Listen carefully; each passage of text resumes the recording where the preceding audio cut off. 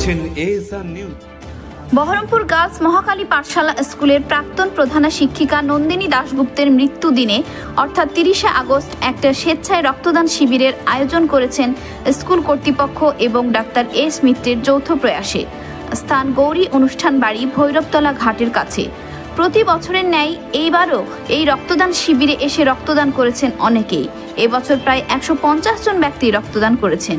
মহাশয়া নন্দিনী দাশগুপ্তের অসুস্থতার সময়ও যখন রক্ত দরকার হয়েছিল, তখনও অনেক শুভাকাঙ্ক্ষী মানুষজন তাকে রক্ত দিয়ে সাহায্য করেছেন। মৃত্যুর ৫ম বার্ষিকীতেও তার অন্যথা হয়নি। ওনাকে স্মরণ করতেই তার স্মৃতির উদ্দেশ্যে প্রতি বছরই এই রক্তদান শিবিরের আয়োজন করা হয়।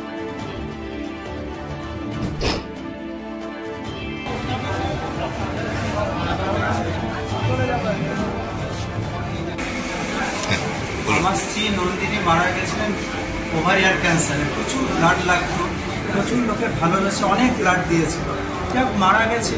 এখন আমরা ওই দিনটাকে মনে করে ওর মৃত্যুদিনকে আমরা এইভাবে উদযাপন বলবো না, স্মরণ করি। এইভাবে রক্তদান শিবির একটা আয়োজন করি।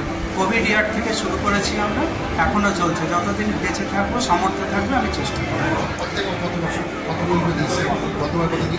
গতবার ৮৩, ১২৩ ইউনিট ব্লাড এসেছিল। তার আগের বছর ৮৩, এবছর মনে হয় ১৫০ হবে। অলরেডি ১২৫ হয়ে গেল।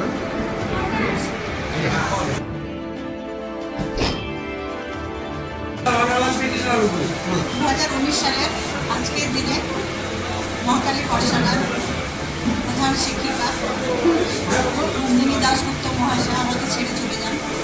তারপরের বছর থেকে ২০২০ সাল থেকে প্রতি বছর ওনার স্মৃতিতে ব্লাড ডোনেশন ক্যাম্প করে আসছে।